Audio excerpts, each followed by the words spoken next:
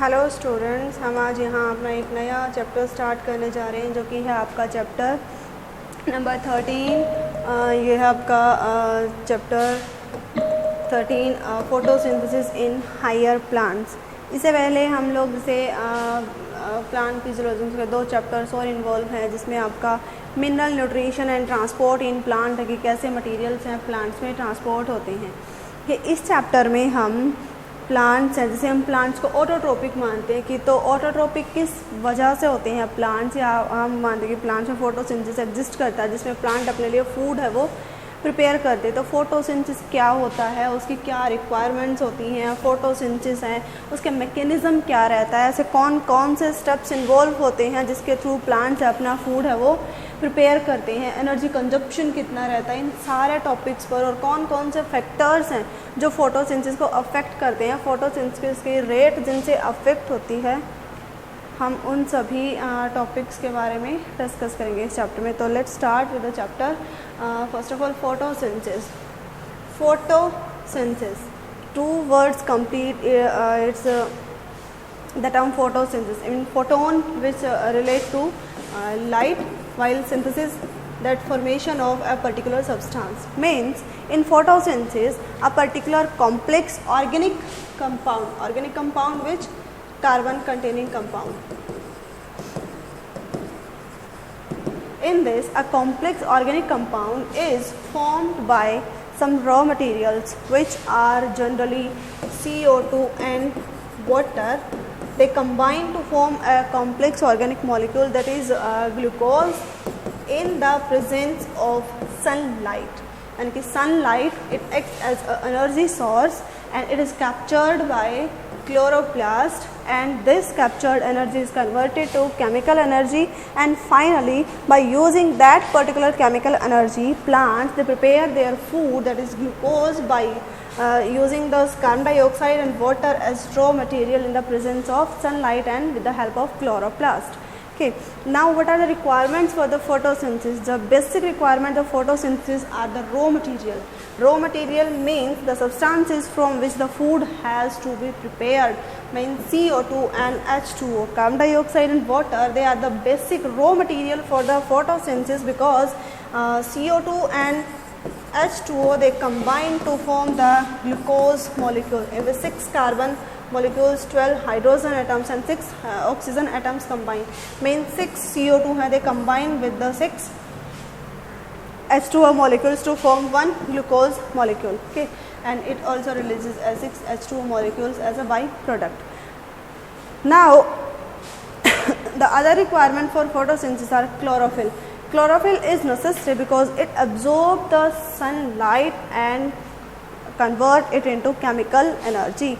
Sunlight which is used as a light source, and light energy of proper wavelength. Proper wavelength means the wavelength of a particular wavelength is absorbed by the chlorophyll, and that are generally 600 to 700 nanometer. Ki below 600 nanometer the chloroplast can't absorb that particular wavelength.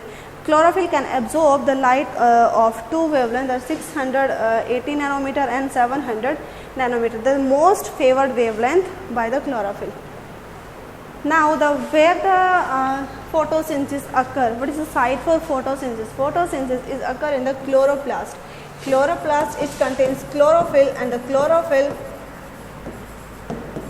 the both of the things, that is the thylakoids, which are membrane bound structures, they are membranous structures in the chlorophyll, they are also involved along with the stroma. Stroma यानी कि उसका matrix substance.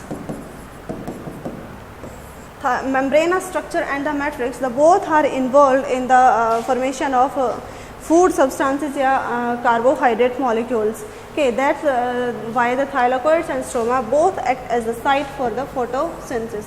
Now what pigments of the chlorophylls या what pigments of chloroplast are involved in the formation of food या in the phenomenon या mechanism of photosynthesis? The pigments which can absorb the sunlight या light energy are chlorophyll A, which are generally appear blue green when chromatography. means when we separate these pigments by using chromatography, then the chlorophyll A, it gives a blue-green coloration, chlorophyll B, which give a yellow-green coloration, xanthophyll, which give a yellowish coloration, and the carotenoids, which gives a yellow-orange coloration. These are the 4 basic pigments which are necessary for the photosynthesis mechanism, because these pigments are capable of absorbing and capturing the sunlight. Now, what is the mechanism of photosynthesis, and means which basic methods, which basic phenomena are involved in the preparation of food. The photosynthesis, it involves generally 2 basic mechanisms, which is written as 2 basic reactions as light reaction and dark reaction. Light reaction is directly energy dependent, means in the light reaction the energy is transformed. That is also called as energy transforming reaction, because in this the light energy is transformed to chemical energy, means the light energy or photonic energy is converted into electrons, which are used as an energy source. And the dark reaction, it is also termed as biosynthetic phase, because this reaction, it is used for the food synthesis, and the dark reaction is also termed as biosynthetic phase because the actual glucose formation take place during this reaction. That's why termed as biosynthetic. The light energy which is transformed into chemical energy during the light reaction is used in this biosynthetic phase, and this chemical energy is used to prepare the glucose from carbon dioxide and water. So now we start with the mechanism of light reaction. Light reaction which is dependent on light energy. Chlorophyll, they capture the light energy. Light energy is captured by this chlorophyll. Chlorophyll thylakoids, they capture the light energy. In the thylakoids, there are specific structures which are termed as light harvesting complexes, or abbreviated as LHCs. These LHCs have some reaction centers which are acting as light harvesting complexes. These LHCs, they capture the sunlight of a particular wavelength. On the basis of this LHC, the light reaction centers are termed as 2 different type of photosystem, that is photosystem 1 and photosystem 2. They are also abbreviated as PS1 and PS2. During the light reaction, the energy is used for the splitting of water molecule.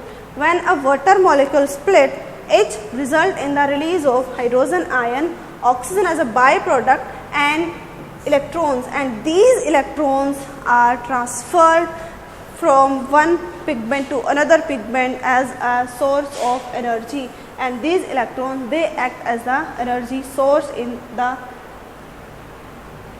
photosynthesis.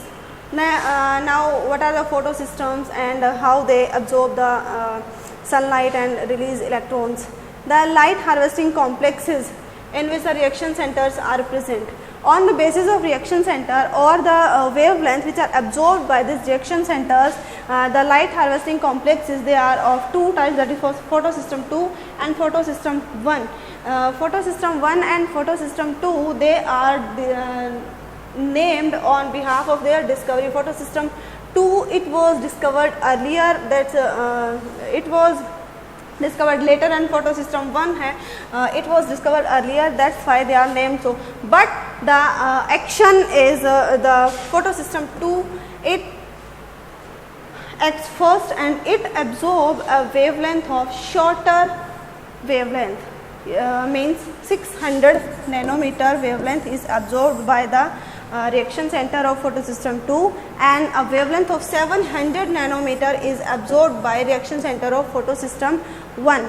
And photosystem 2, it comes first in the reaction that is termed as light reaction. The light reaction, it occurs in a particular non-cyclic way, and the electron transport, it follows a zigzag path, and that's why the light reaction is also termed as Z scheme. The Z scheme can be explained as follow: light 600 nanometer is absorbed by the PS2 reaction center, then electrons are released, and then electrons get excited and reach to an electron acceptor.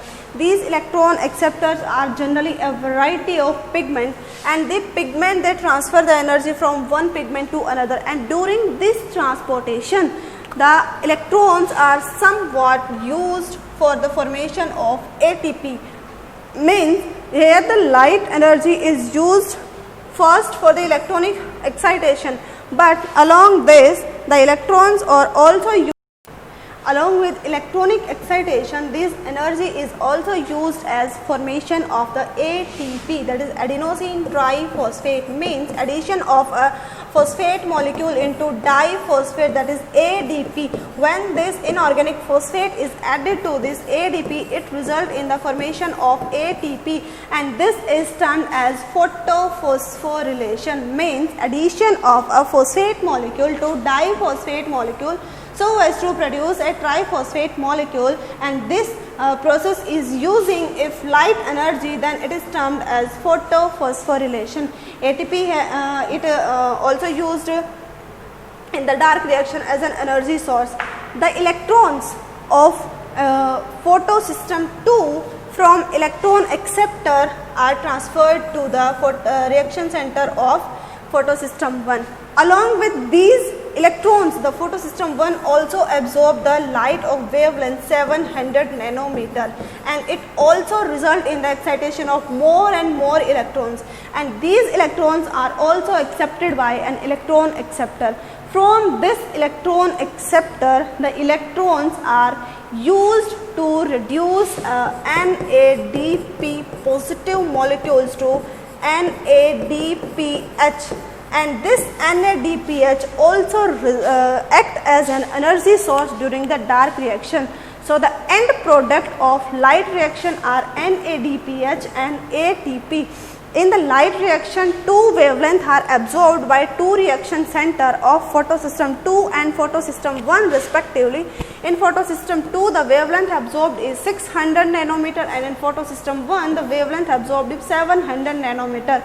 Both the reaction centers, they excite electrons by absorbing the sunlight, and these electrons are accepted by the electron acceptor, and at the end of the reaction these electrons are generally used to reduce NADP molecules to NADPH, and this is also used as energy source along with this ATP. So the end product of light reaction are NADPH and ATP, which are used as energy currency during the dark reaction. Now the photophosphorylation, the electronic transition, it may occur in cyclic and non-cyclic pathway. If it follow the Z scheme, then it is termed as non-cyclic pathway, because in Z scheme the electrons, they are finally accepted by an electron acceptor and are used to reduce the NADPH molecule. It occurs only when the electrons from reaction center 1 are transferred to an electron acceptor of reaction center 2. But if reaction center या photosystem 2 is not active and only photosystem 1 is active, then only the wavelength of 700 nanometer is absorbed and the electron are used for the reduction of NADPH molecule. But if photosystem 1 is not active, means the wavelength of 700 nanometer is not absorbed, and if photosystem 1 is not active, then this light harvesting complex or the reaction center will also not be active.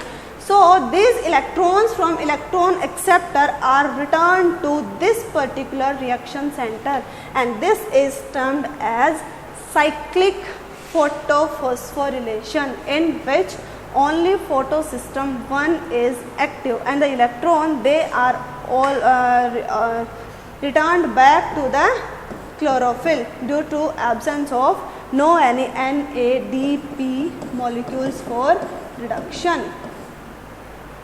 Now in cyclic photophosphorylation, there is no NADP molecules or no reduction of NADPH and no consumption of electrons. That's why the electrons, they are returned back to the chlorophyll reaction center P700, and these electrons, while transporting from electron acceptor to the reaction center, somehow they are used for the production of ATP. Means during this transportation, ADP, it is phosphorylated by using this chemical energy to ATP, and in when only photosystem 1 is active, then only the production of ATP take place, no any NADPH is formed. So this the non-cyclic pathway, the cyclic pathway, it is also termed as photophosphorylation or cyclic photophosphorylation. Photophosphorylation means addition of phosphate molecule to ATP so as to form ATP by using light energy is termed as photophosphorylation. It may be cyclic or it may be non-cyclic. If PS1 is active, only PS1 is active, then the photophosphorylation will be cyclic, because in this the electrons are not used for the reduction of NADP molecule, but they are returned back to their reaction center.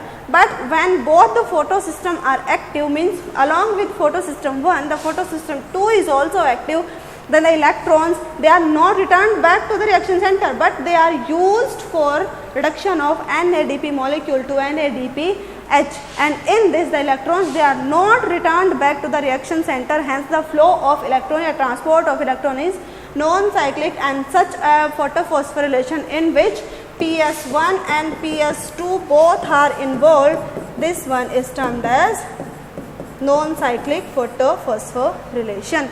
Non-cyclic photophosphorylation follows always the Z scheme. Now ATP and NADP formation, how does this formation take place? AMP, adenosine monophosphate. When one inorganic molecule is added to adenosine monophosphate, it results in the formation of ADP, means the adenosine containing two phosphate molecules. When this phosphate bond is formed, it requires energy, means whenever a phosphate molecule is added, is consume energy, and whenever phosphate molecule is released, it also release energy. So that's why the energy is stored in this phosphate bond, so that when these phosphate bond breaks, the energy is released and is used by the cell for its various purposes. That's why ATP are termed as energy currents, because they are having 3 phosphate bonds and hence a maximum amount of energy. Now these ADP are also now again react with inorganic phosphate so as to form the ATP, and this ATP molecule is used by cell. NADP positive, it is reduced to NADPH by using the electrons and hydrogen ion. It is reduced to NADPH, and both of these are used as energy source in dark reaction. Now we start as the ATP formation. How does it take place? The chemiosmotic hypothesis means it is a generalized mechanism, not have any strong evidences, just a theory. Chemiosmotic, chemicals osmotic osmosis means it is ATP formation, it is just based on the chemical osmosis through a semi-permeable membrane. The membrane involved is thylakoid membrane. As we know, all the cell membranes, organellar membrane, they all are semi-permeable, means they allow only the movement of certain molecules. Now the ATP formation, it also follows the this semi-permeable nature of the membrane.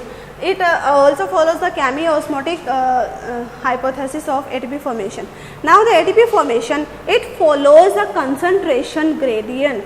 The concentration gradient means difference in concentration of a particular ion across the membrane, means outside the membrane and inside the membrane. If there is a difference in charge of the ions, then it set a concentration gradient, and this concentration gradient is result in a potential difference, and this potential difference is used for the generation of ATP. Now how this potential difference is generated?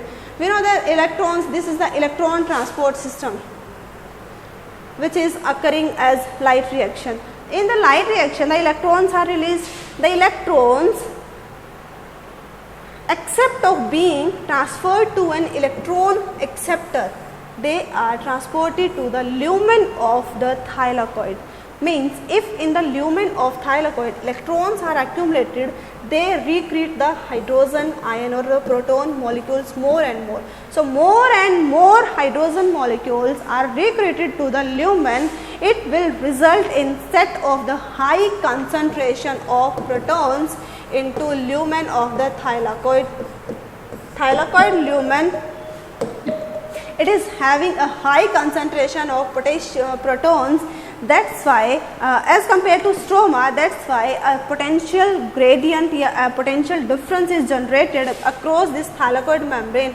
Inside the thylakoid membrane, the concentration of protons is much more higher than its outside concentration, and this is result in setting a potential. Then the potential is higher and the potential is lower outside the membrane. Means inside the membrane the potential is higher because there is more concentration of hydrogen ion, and outside the thylakoid membrane, that is in the stroma or the matrix of the chloroplast, there is lower concentration of hydrogen ion, and hence it is having a low potential gradient. Now always the molecules flows from the high potential gradient to low potential gradient. Then following this mechanism with the help of a protein ATP synthetase enzyme, which is present in this F particle of thylakoid membrane, these hydrogen ion are transported across the membrane. When these hydrogen ion are transported, the gradient it breaks. When this gradient breaks, the energy of this potential gradient is used by this ATP synthetase enzyme, and that energy is stored in the form of phosphate bond. Means when the hydrogen ion passes through this particular complex, and the energy of this hydrogen ion is used to form a ATP molecule by adding inorganic phosphate in ADP molecule, so as to establish a phosphate bond between ADP and an inorganic phosphate, so that the ATP can be formed and used as energy for the dark reaction. And this is the simple chemiosmotic hypothesis for the formation of ATP. Now we will start with the dark reaction. Dark reaction, why it is called as dark reaction? It means it does not occur in the dark, but it is independent of light. Means dark reaction, the biosynthetic phase, it doesn't directly depend on the light, but it depends on the end product of light energy. Means the ATP and NADPH, they are required in the dark reaction. It is no requirement of light energy. It only uses the end products ATP and NADPH and fix CO2 in the glucose and more any complex carbohydrate with the R form from the glucose. Means the basic formation is glucose by fixation of CO2. Then how this CO2 is fixed? The CO2 fixation, it involves two generalized mechanism, that is the C3 cycle or the Calvin cycle and the C4 cycle or Hack-Slack pathway. Now we will start with the C3 cycle or the Calvin cycle. Calvin cycle discovered by Melvin Calvin, hence on the name of the scientist it is termed as Calvin cycle. It is also termed as TCA cycle or tricarboxylic acid cycle because the primary molecule formed, the first molecule formed is a 3-carbon compound molecule, that's why termed as tricarboxylic acid cycle or TCA cycle. The cycle, the 3-carbon containing compound formed is phosphoglycerate. It is formed from a 6-carbon containing molecule, that is ribulose bisphosphate. Now what is this ribulose bisphosphate?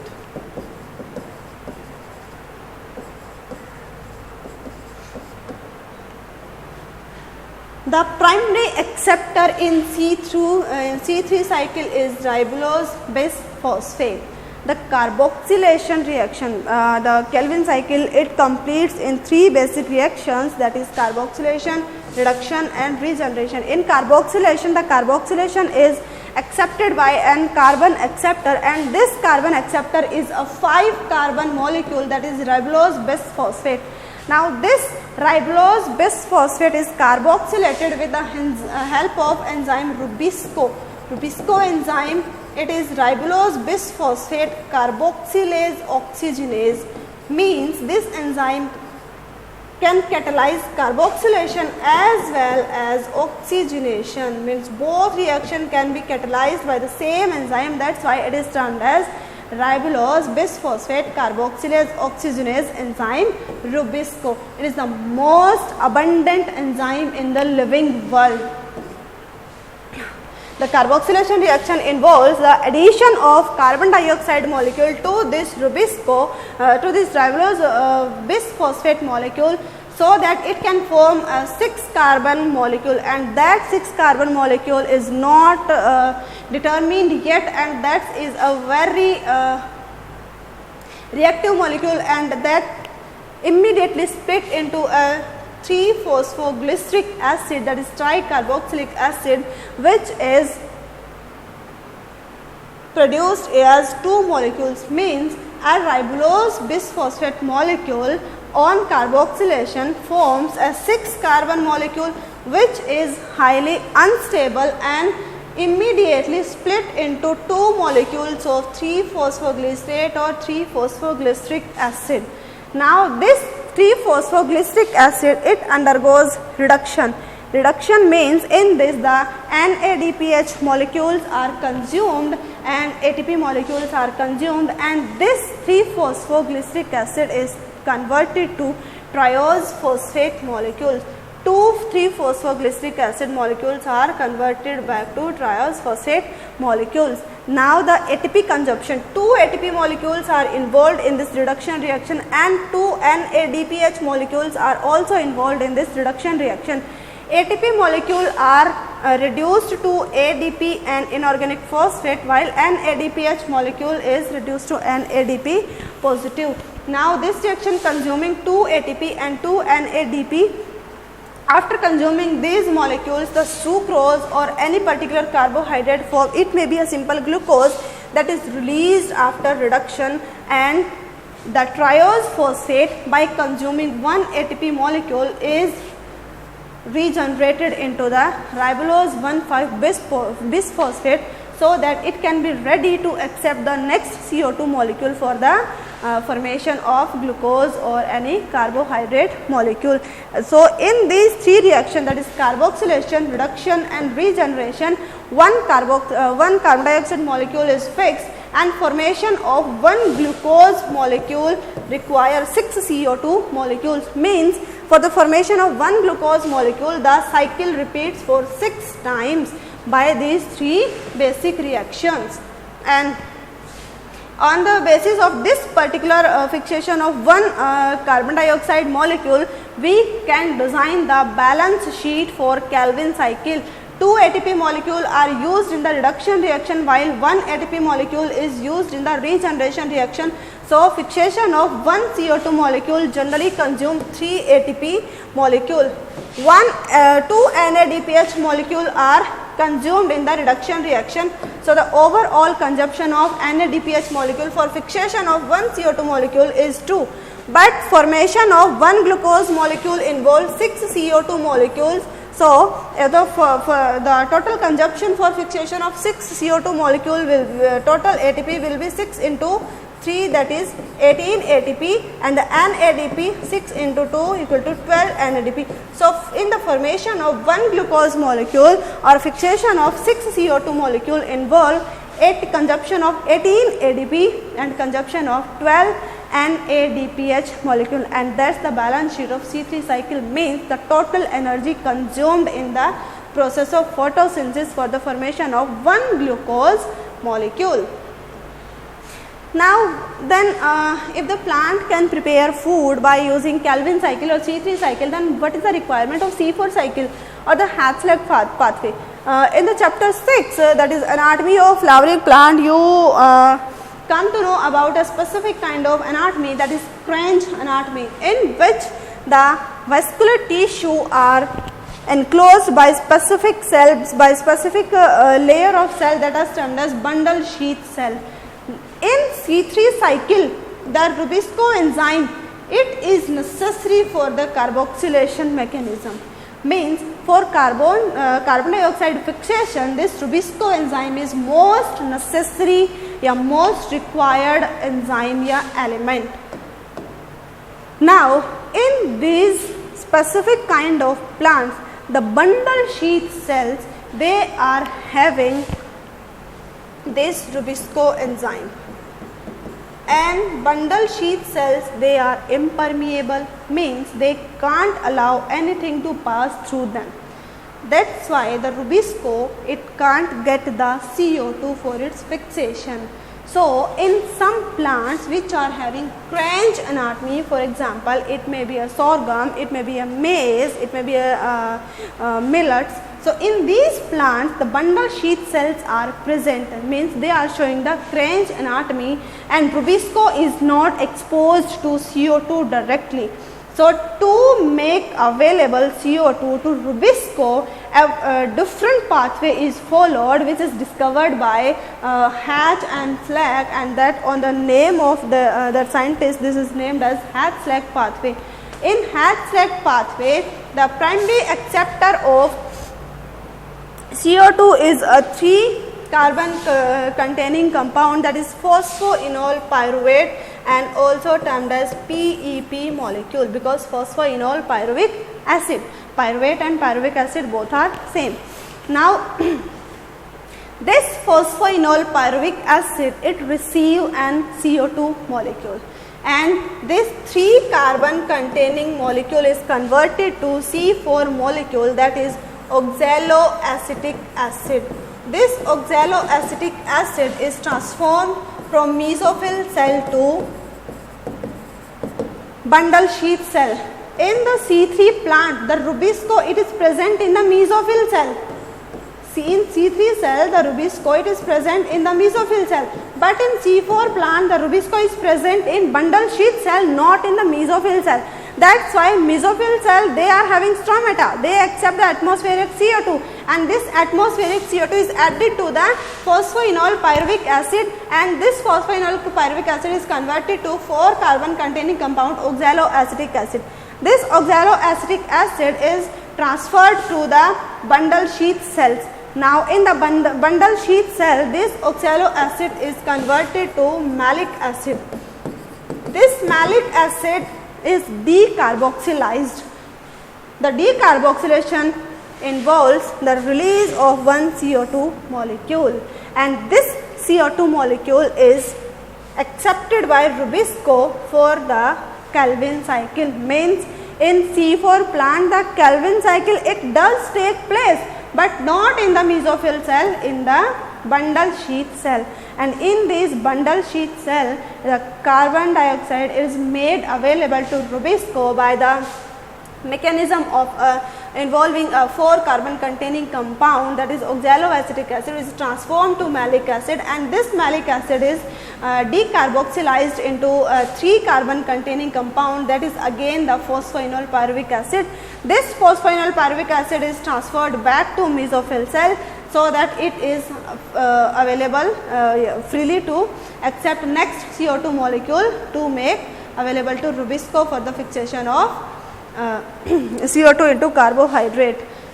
So in this C4 cycle, the Calvin cycle, it does take place in the bundle sheath cell. So 4 carbon compound molecule is involved, and is the primary acceptor molecule is a PEP, that is phosphoenol pyruvic acid, is converted into 4 carbon containing compound. So the first compound formed is a 4 carbon containing compound, that's why it is termed as C4 cycle.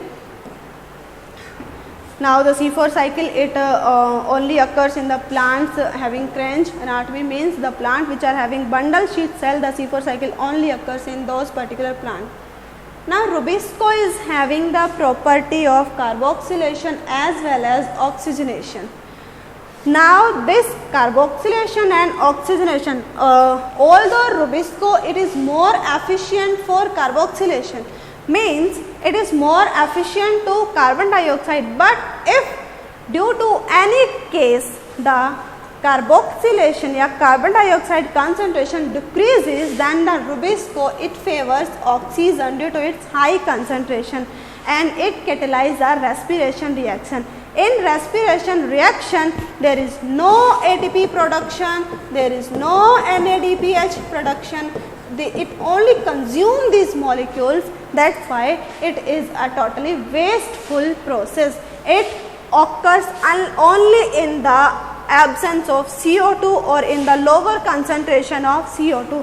So, as much more is the CO2 concentration, more will be the active Rubisco and more will be the rate of photosynthesis. In the C3 plants, the Rubisco, if there is a decrease in concentration of CO2, that is carbon dioxide, the Rubisco, it is directly exposed to atmospheric CO2 because oxygen, because it is present in the mesophyll cell, and due to its direct exposure to atmospheric oxygen, it catalyzes the oxidation reaction. But in C4 plants, Rubisco, it is present in the bundle sheath cell and they are impermeable. So, Rubisco, it is not exposed to oxygen, so it can't catalyze the oxygenation reaction in C4 plants. That's why photorespiration is only the feature of C3 plant. Photorespiration, it never occur in C4 plants, because in C4 CO2 it is directly available to Rubisco in the bundle sheath cell, and that's why Rubisco always prefer carbon dioxide in C4 plants. Now, what are the factors which are affecting the photosynthesis? Every mechanism, every phenomenon is affected by some certain factor, which these factors are also termed as limiting factors, because they are affecting the rate of that particular phenomenon. The factors affecting the rate of a particular phenomenon at a particular concentration, they are termed as limiting factors. There are four factors which are acting as limiting factor for the photosynthesis, that is light energy, carbon dioxide concentration, temperature and water. The photosynthetic rate will be maximum with maximum wavelength. The red light, in the red light, the rate of photosynthesis will be maximum, and after red light the blue light is preferred by the plants for absorption, because both of these lights are having larger wavelength. So, maximum absorption and maximum will be the rate of photosynthesis. Higher will be the CO2 of concentration, higher will be the rate of photosynthesis, because more will be the concentration of carbon dioxide, more will be the Rubisco efficient for carbon dioxide, and more will be the fixation of the carbon dioxide, and that's why higher concentration of CO2 always leads to the higher rate of photosynthesis. Now, we will come on temperature. The C3 and C4 plants, they are generally exposed to different temperature ranges. C3 plants that are sensitive to higher temperature, and at higher temperature they are not supposed to photosynthesize. They are generally have a lower optimum temperature for the photosynthesis, but the C4 plants, they are optimum to the higher temperature, and that's why C4 plants, they are most of the desert plants favor the C4 pathway for the photosynthesis. And water is the most important molecule, because it also acting as a raw material for photosynthesis. But along with this photosynthesis raw material, it also regulates the turgor pressure in plant cell, and this turgor is regulating the stromatal pore for opening and closing. Means the turgor pressure or the water, it regulates the turgor of the stromata, and this turgor regulates the opening and closing of stromata. If water concentration is lower, then the stromatal pore will not open, because it has having a lower turgor pressure. If the water concentration is optimum, then the turgor pressure will be optimum and the stromatal pore will open, and the CO2 can enter the mesophyll cell for its fixation. Means good water concentration always favor a high rate of photosynthesis. And with these limiting factors, the photosynthesis, it has been completed. So, very easy and interesting chapter. So, read the chapter carefully and share your doubts to me. If you face any kind of doubt, then share it to me without any hesitation. I will wait for your